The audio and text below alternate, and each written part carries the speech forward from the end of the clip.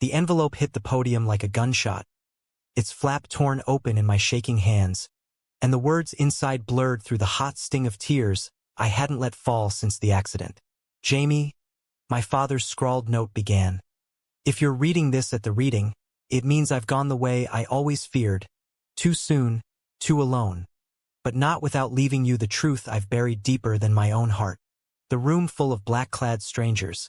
Cousins I barely knew, lawyers with clipboards, and that one uncle who'd always eyed me like an intruder, fell into a suffocating silence, their stares pinning me like specimens under glass, because in that moment, I realized the will wasn't just numbers on paper. It was the detonation of every lie we'd ever lived. I was 8 when Richard Hayes pulled up in his beat-up Ford pickup outside the group home in Tacoma, Washington, his flannel shirt rolled to his elbows, revealing forearms etched with faded navy tattoos, and offered me a hand that smelled like sawdust and fresh coffee. "Kid," he'd said, voice gravelly from years of chain-smoking Camels he swore he'd quit. "You look like you could use a real bed and a dad who doesn't bail." That was it. No fanfare, no court drama. Just a signature on dotted lines and a drive across the Narrows Bridge to a clapboard house on the Kitsap Peninsula, where the salt air whipped off the sound and the evergreens whispered secrets to the wind. He adopted me because, as he put it once over lukewarm beers on the back porch, "Blood's overrated, Jamie. Family's what you build when the world's trying to tear you down." But Richard, Dad, always Dad, never talked much about his own blood. He was a shipyard welder by trade, broad-shouldered and quiet, the kind of man who fixed neighbors' leaky roofs without asking for a dime and volunteered at the VFW Hall every Veterans Day, spinning yarns about Vietnam that ended in punchlines instead of nightmares. We lived simple. Friday night fish fries at the local diner, summer road trips to Yellowstone where he'd teach me to skip stones across geysers, and winters chopping wood for the fireplace while Springsteen crackled on the old transistor radio. I grew up idolizing him, that unshakable rock in a world that chewed up foster kids like me and spat out the bones. By 18, I was off to community college in Seattle, studying graphic design because it let me hide behind screens, crafting logos for craft breweries and indie bands while nursing a secret that twisted my gut like barbed wire. I was gay, and terrified he'd see it in my eyes one day and regret the whole adoption charade. The cancer came fast, stage 4 pancreatic, diagnosed in the fall of 24 when the leaves were turning that bruised shade of rust. Dad fought it like he fought everything. Chemo sessions squeezed between shifts, jokes about trading my spleen for a six-pack. But by spring, he was a shadow, bedridden in our creaky house, morphine drip beeping like a metronome to his shallow breaths. I dropped everything. Classes, the part-time gig at the coffee shop, the tentative dates with guys from apps I'd delete in panic. We spent those months in a haze of hospital runs and hospice whispers, him squeezing my hand and murmuring, "You're the best damn thing I ever welded together, kid." He died on a Tuesday in June, the ferry horns wailing in the distance like a dirge, and I buried the ache deep, because that's what Hayes men did. Swallow the salt and keep rowing. The funeral was 3 days later, at St. Mary's Episcopal in Bremerton, a stone church that smelled of polished pews and faded incense. Rain sheeted the stained glass windows depicting saints in eternal judgment, and the pews groaned under the weight of locals who'd shown up out of respect for Dad's quiet decency. I sat in the front row, starched in a suit that pinched at the collar, flanked by empty seats where family should have been. Dad had cut ties with his blood years ago. Some blow-up over money or politics, he never said, and the relatives who trickled in were distant echoes. Aunt Lydia from Spokane, her lips pursed like she'd sucked a lemon. Cousin Mark, slick in a polyester tie, already whispering about settling the estate. And then there was Everett, Dad's estate lawyer, a tall drink of water with wire-rimmed glasses and a jaw that could cut glass, who'd handled the adoption papers way back and now stood at the back, clipboard in hand, his dark eyes flicking to me with something like pity. The service blurred. Eulogies from the VFW buddies about Dad's poker nights. A hymn that caught in my throat, the casket gleaming under lilies like a promise unkept. Then came the will reading in the church's side parlor, a room with velvet drapes and a table scarred from decades of bad news. Everett cleared his throat, voice smooth as aged bourbon, and unfolded the document. "To the Richard Hayes Foundation for Foster Youth," he began, 10% of the estate, to be administered for scholarships and housing support. Murmurs rippled. Aunt Lydia's hand fluttered to her pearls. The estate wasn't vast. The house? A modest life insurance payout? Dad's retirement nest egg from the yard? But it tallied near $1 million after appraisals. And the remaining 90%? Everett continued, his gaze locking on mine. To my adopted son, James Harlan Hayes, in full, with no contingencies. The room erupted. Mark slammed a fist on the table. This is bullshit. He was blood. For Christ's sake. While Lydia wailed about ungrateful strays. I sat frozen, the words echoing like a verdict. 90%. To me, the kid he'd scooped from nothing. Heat flushed my face. A cocktail of grief and guilt. Because why me? Why not them, the real family? Everett's hand brushed my shoulder as he steered me out.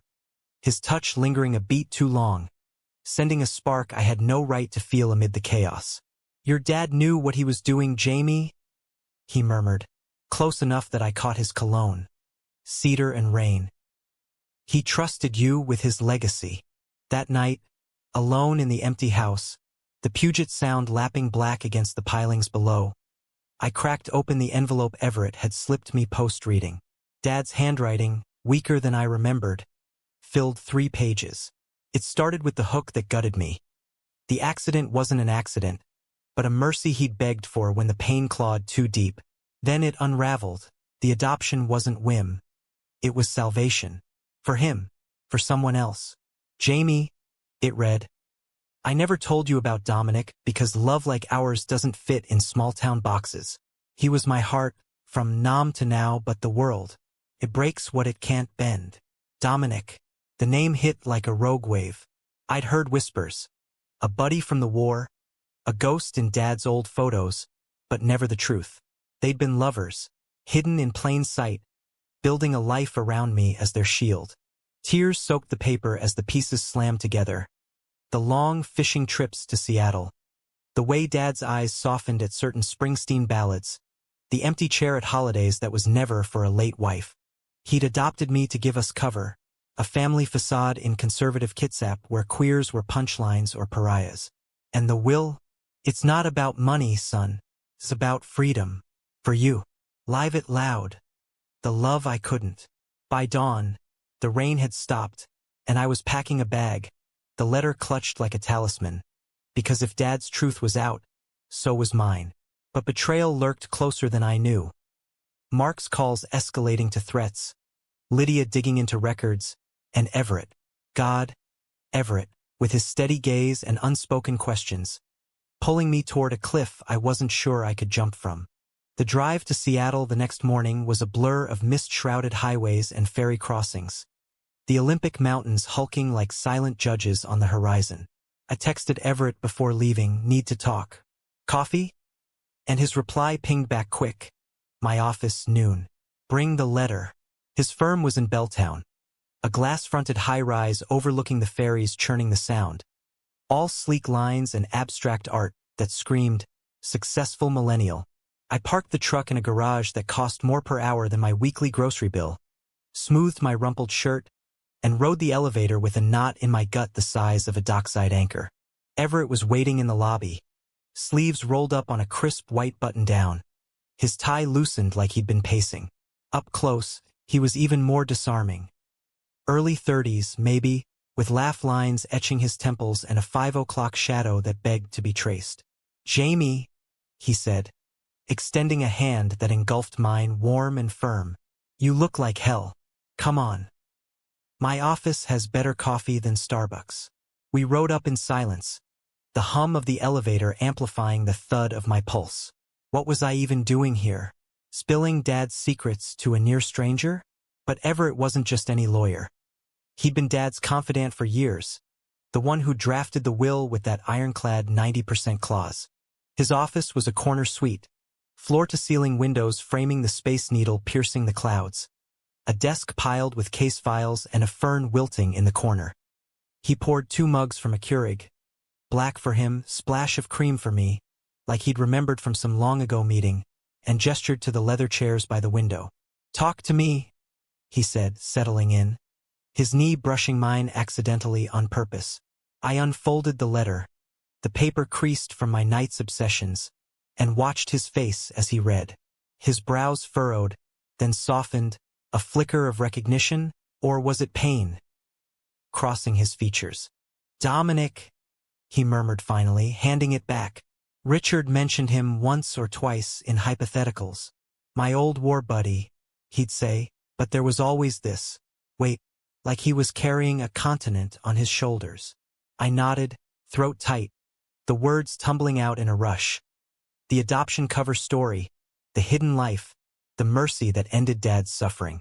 Everett listened without interrupting, his eyes never leaving mine, and when I finished, he leaned forward, elbows on knees. "Your dad was braver than most, Jamie. Adopting you? That was his rebellion. Quiet, but seismic." We talked for hours, the coffee going cold as the sun burned through the overcast, gilding the sound in gold. He shared snippets of his own life. Grew up in Portland, out since 16. Now partner at the firm after clerking for a federal judge who didn't give two shits about rainbows. There was a lightness to him, a way he leaned into stories with animated hands that chipped at my walls. By the time we hit the street for lunch at a Pike Place taco truck, al pastor wrapped in foil, dripping with pineapple, he'd coaxed a laugh out of me, the first real one since Dad's diagnosis. "Your trouble, Hayes?" I said, wiping salsa from my chin, and he grinned, that dangerous curve of lips that promised more than legal advice. But the idol shattered that evening, back in Bremerton. My phone buzzed relentlessly as I unloaded groceries. Voicemails from Mark, slurred and venomous. "You think you can waltz in and steal everything?" That old queer probably brainwashed him. The word hit like a sucker punch, queer, twisted into a slur, confirming the whispers I'd buried. Then Lydia's email, forwarded from some PI she'd hired. Grainy photos of Dad and a man, Dominic? Arm in arm at a NOM reunion in '05, time-stamped before my adoption. "We know the truth," it read. "Contest the will, or we go public." Blackmail plain as the rain-slicked driveway. I slammed the door, heart hammering, and paced the kitchen where Dad's ghost lingered in the chipped mugs and half-empty spice rack. I called Everett at midnight, voice cracking over the line. "They're coming for it all. The house, the money, him." He was there in 20 minutes, truck headlights cutting the fog, bringing takeout pho and a legal pad scribbled with countersuits. We ate cross-legged on the living room rug, steam curling between us, and as the broth warmed my bones, so did his presence, solid, unyielding. "They won't win," he said, matter of fact, but his hand found mine across the bowls, thumb tracing my knuckles in a rhythm that said stay. I didn't pull away. For the first time, the ache in my chest shifted, from grief to something perilously close to hope. The next weeks were a whirlwind of depositions and discovery, the will contest dragging us through court in Tacoma like a bad divorce. Mark and Lydia lawyered up with a shark from Olympia, a weasel-faced guy named Hargrove who painted Dad as senile, manipulated by his little pet project. Me, the adopted stray. Courtroom days blurred into nights at Everett's Capitol Hill apartment, a loft with exposed brick and bookshelves groaning under queer lit from Baldwin to White, where we'd pore over affidavits until our eyes burned, then collapse on his couch, shoulders touching, conversations veering from estate law to the terror of coming out in red state Washington. One rain-lashed Thursday, after Hargrove's cross-exam left me raw, probing my influence over Dad like I was some Svengali, I broke. He loved him, Everett, Dominic, and I love... The words choked, but Everett was there, cupping my face, his mouth crashing into mine like a storm breaking. It was messy, desperate, all teeth and salt tears, but it anchored me. We didn't go further. Not yet, not with the world's eyes on us. But in his arms, tangled in a throw blanket that smelled of him, I glimpsed the life Dad had scripted. Unapologetic, intertwined. Yet betrayal festered. Dominic surfaced mid-trial, a silver-haired ghost from Dad's letters, phoning from a hospice in San Diego. "Jamie," he rasped, voice like wind through dry leaves. "Richard wanted you to know me. Before it's too late. He was dying too, prostate, aggressive, and begged to visit. I flew south on a red-eye, Everett insisting on tagging along, our hands linked under the armrests like talismans. Dominic's room overlooked the Pacific, waves crashing like accusations. And when he saw me, his eyes, Dad's eyes, fierce and faded, welled. "You look just like him at your age," he whispered, pulling photos from a drawer. Young Richard and Dominic in fatigues, laughing in a Hanoi bar. Later, in civvies, arms around a gap-toothed kidney, at my first Mariners game. The stories poured. Their love sparked in '68, under monsoon skies and napalm haze, surviving courts-martial threats and dishonorable discharge scares. Back stateside, they drifted, Dominic to California academia, Dad to the shipyards, but reconnected in '95 when I entered the picture. "We couldn't marry, couldn't claim you together," Dominic said, hand frail in mine. "So Richard did the claiming. For us all." The truth sliced deep. I'd been their love child, not of blood but of defiance. But as Dominic faded into sleep, he pressed a key into my palm, to a safe deposit box in Bremerton, holding letters, tapes, proof of their bond. Back home, the trial climaxed in a hearing that felt like Judgment Day. Hargrove waved the photos, sneering about deviant influences. But Everett rose like avenging thunder, entering Dominic's affidavits and the box's contents. Decades of love letters, coded but searing, Dad's voice on cassette declaring, "You're my North Star, Dom. Always." The judge, a no-nonsense woman from Everett's bench days, banged her gavel. Will upheld, contest dismissed, sanctions on the cousins for frivolous claims. Victory tasted like ash, though Mark's parting glare promised grudges eternal, and Lydia's sobs echoed hollow entitlement. That night, under a harvest moon silvering the sound, Everett and I walked the beach below the house, waves gnawing the pebbles like unanswered questions. "What now?" I asked, the letter's weight gone but its echo lingering. He stopped, turning me to face him, the sea wind tousling his hair. "Now, we build, like your dad did." His kiss was slower this time, a vow sealed in salt air, and as we stumbled back to the house, our house now, I felt the betrayal sting dull, replaced by a tenderness vast as the horizon. Fall deepened into winter's grip, the peninsula cloaked in fog that rolled off the water like unspoken regrets. The house felt less like a museum of absences and more like a canvas. Everett's law books mingling with my sketch pads on the kitchen table. His running shoes by the door next to Dad's old work boots I'd polished but couldn't part with. We fell into a rhythm. Mornings with coffee on the porch, watching seals bob in the inlet. Evenings cooking pasta from recipes Dominic had texted before his strength waned. Alfredo creamy with garlic and grief. Love, I learned, wasn't fireworks but hearth fires. Steady, warming the bones against the chill. Yet the cousin's venom lingered like damp rot. Mark filed an appeal pro se, a desperate Hail Mary from his dingy trailer in Silverdale, citing undue influence, with affidavits from VFW cronies who'd always suspected Dad's lifestyle. Lydia escalated, leaking doctored stories to the Kitsap Sun. Shipyard hero's fortune to illegitimate heir?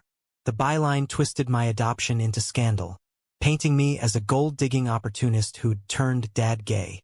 Online trolls swarmed, faceless accounts spewing slurs that clawed at the fragile normalcy Everett and I had stitched. I woke some nights sweating, dreams of Dad's casket splintering under their fists, and Everett would pull me close, murmuring, "They're ghosts, Jamie.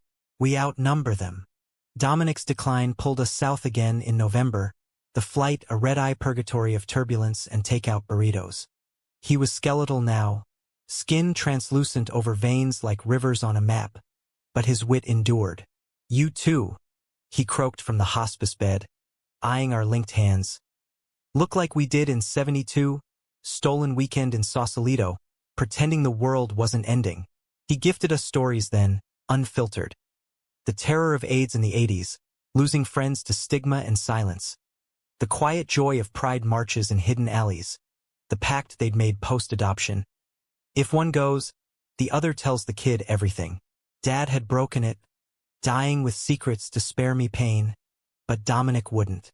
"Love isn't a phase, boy," he said, gripping my wrist. It's the only revolution worth fighting. We stayed a week, Everett handling calls from the firm while I read to Dominic from Dad's letters. Passages of poetry cribbed from E. Cummings, declarations fierce as bunker foxholes. On the last night, as monitors beeped a fading cadence, Dominic pulled me aside. "There's more in the box," he whispered, eyes glassy. "Richard's journal. For you. Don't let the bastards grind you down." He slipped away at dawn, the Pacific sighing farewell, and I scattered his ashes, per his wishes, off Point Loma, where waves met sky in infinite blue. Everett held me as I shattered, his shirt soaked with the Pacific salt mingling with mine, and in that raw keening, I forgave Dad his silences. They'd loved as best they could in a world that demanded closets. The appeal hearing hit in December, a blizzard blanketing Tacoma in white fury that mirrored the storm inside. The courthouse was a 50s relic, fluorescent buzz and linoleum squeaks, packed with reporters sniffing blood. Hargrove was absent, disbarred for ethics violations, a small mercy. But Mark stood alone, paunch straining his ill-fitting suit, voice quavering as he railed about family rights. Everett dismantled him with surgical precision. Precedents from Loving versus Virginia to Obergefell, weaving Dad's and Dominic's love into a tapestry of constitutional defiance. "This isn't about money," he argued, voice ringing off the oak panels. "It's about legacy. Richard Hayes built a family from fragments. Love, adoption, resilience, and James honors that every day." The judge dismissed with prejudice. No costs awarded. And as we exited into the snow globe swirl, a reporter thrust a mic. "Mr. Hayes, any comment on the secret your father kept?" I froze, the old panic clawing up, but Everett's hand at my back steadied me. "No secrets," I said, chin lifted. "Just love. The kind that outlasts paper trails." The headline next day splashed across the Seattle Times.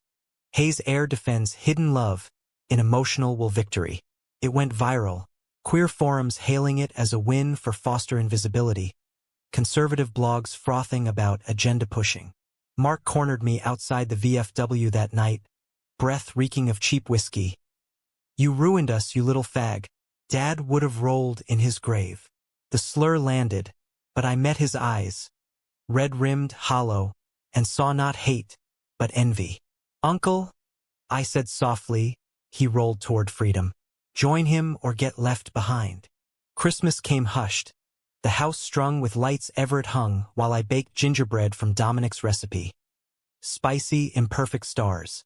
We drove to Yellowstone for New Year's, chasing Dad's memory in geothermal steam and bison herds, making love for the first time in a cabin that smelled of pine and possibility.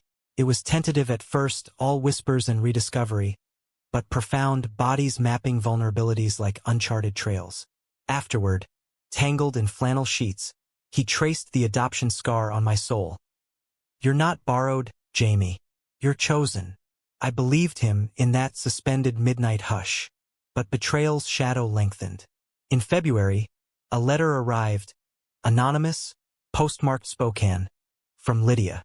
Inside, a DNA test kit, and used with a note, "Prove you're not his, or we sue for fraud."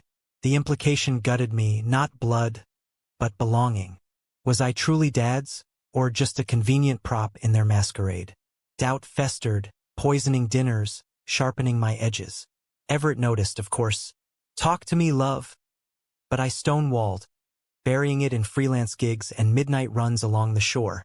The climax brewed in March when Mark escalated. A break-in at the house while we were in court, Dad's journal, the journal, stolen from the safe. Panic clawed. Those pages held everything. Dad's confessions, Dominic's echoes, my birthright in ink.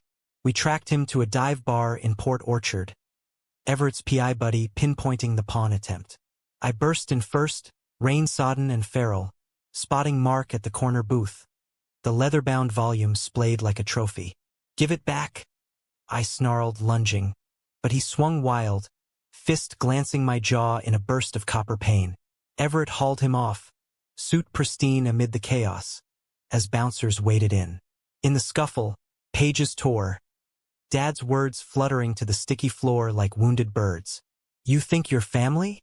Mark spat, cuffed by cops we'd called. He pitied you, picked you, 'cause no one else would.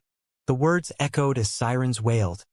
Everett icing my bruise in the ER, his touch a lifeline. But the theft revealed worse. Mark had photographed swaths, leaking snippets to a tabloid rag. Welder's widow? Secret gay diary exposes adoption sham. The story exploded, dredging my foster horrors, Dad's deviance. Our relationship splashed as opportunistic. Hecklers picketed the house. The firm pulled Everett from high-profile cases. I spiraled, packing a duffel one dawn, whispering, I can't drag you under. But he blocked the door, eyes fierce. We're in this, Jamie. All of it, the mess, the magic. Don't you dare run. We confronted Lydia at her sterile condo in Spokane, driving through Cascades dusted in spring snow. She met us in pearls and frost, but cracked under Everett's barrage. Yes, she'd funded the PI, egged Mark's rage, all to reclaim what's ours. Richard owed us, she hissed, for choosing that over blood. The truth spilled then. Dad's blow-up decades back? Her husband's affair, Dad's cover for it to spare family shame. Hypocrisy's bitter pill. Go, Everett said finally, voice steel. But know this, love doesn't contest wills. It writes them. Spring unfurled tentative, cherry blossoms dusting the sound like fragile confetti. But the scars ran deep. The tabloid firestorm peaked with a network puff piece, 60 Minutes Light, interviewing VFW vets who spun Dad as one of the good ones, before the lifestyle. But Everett's countersuit landed like a thunderclap. Defamation, invasion of privacy, treble damages for the journal's desecration. Mark folded, pleading out to misdemeanor theft, his sentence community service at Irony's Twist, the foster center I'd outgrown. Lydia vanished to Florida, her empire of grudges crumbling under legal fees, leaving a final email. I was wrong. Forgive an old fool. I deleted it unread. Forgiveness, I'd learned, wasn't owed. It was earned, like trust. With the dust settling, we turned to rebuilding. I launched the foundation Dad envisioned, Hayes Haven, a Bremerton halfway house for queer foster youth, its ribbon-cutting graced by Dominic's old colleague, a tenured prof who donated the first wing. Everett handled the incorporations pro bono, his firm pivoting to family law with a queer lens, and together we mentored the first residents. Kids with eyes like mine once, wary but wildfire bright. One evening, as twilight bled purple over the water, a boy named Theo, 16, all sharp angles and guarded smirks, asked, How'd you know it was worth the fight? I glanced at Everett, flipping burgers on the deck, and smiled. Because the alternative's a half-life. And love? It's the full one. The journal's remnants we rebound, pages interleaved with my sketches. Portraits of Dad and Dominic Midlaff, imagined in sun-dappled clearings, and photocopies of the lost parts, salvaged from police forensics. Reading it aloud became ritual, Everett's voice weaving with mine on rainy nights, Dad's confessions a bridge across the veil. Dom, if this reaches Jamie, tell him I chose him because he reminded me of you. Fierce, unbroken, and if he's anything like us, he'll love without apology. The words healed fractures I hadn't named, affirming not just Dad's choices, but mine. I came out publicly then, a guest spot on a Seattle NPR affiliate, voice steady as I owned the adoption, the loves lost and found. Backlash trickled, hate mail singed at the edges, but so did letters. From fosters who'd hidden diaries, vets uncloseting after decades, a cousin in Ohio confessing her own buried truths. Everett proposed on the summer solstice, down on one knee at Yellowstone's Artist Point, mist from the canyon roaring approval. The ring was simple, titanium band etched with coordinates to our first kiss, the truck's glovebox coordinates forever etched. Jamie Hayes, he said, wind whipping his words. You're my anchor, my horizon. Marry me? Tears blurred the vista, but my yes echoed clear, sealed with a kiss that tasted of geothermal promise. The wedding was small. Backyard affair in August, the house festooned in wildflowers and fairy lights, VFW buddies toasting with non-ironic cheers. Theo as ring-bearer grinning like he'd won the apocalypse. But humanism's grace lies in the unfinished edges. A year on, as we adopted our first, a wide-eyed girl from Tacoma with curls like Dominic's, Mark reappeared. Sober now, court-mandated AA patches on his jacket, he knocked one drizzly afternoon, hat in hands. Nephew, he started, voice gravel mirroring Dad's. I was the bastard. Lost my way after the mill closed. Blamed everyone but the mirror. No apology for the slurs. The theft. Just a quiet ask. Can I help? With the house, maybe? Everett eyed him wary. But I saw the echo, redemption's tentative shoot. We let him mend fences. Literally. Weekends repairing the dock. Stories swapped over beers sans venom. Not forgiveness full, but a truce. Family, after all, is what you rebuild when the world's tried to raise it. Years blurred into a tapestry. The foundation thriving, Everett's TED Talk on queer estates going viral, my graphic novels, tales of hidden loves in heartland shadows, earning quiet acclaim. Dad's headstone, now etched with Dominic's name entwined, draws visitors, pilgrims to a love that outlasted wars and wills. And in quiet moments, as Everett's head rests on my chest, our daughter's laughter bubbling from the next room, I trace the scars, the betrayal's bite, the truths unearthed and whisper thanks. For the hook that pulled me under, the waves that nearly drowned, and the love that surfaced, vast and unyielding as the American wild. We'd come full circle, from a rainy funeral to this hearthglow life, proving Dad right.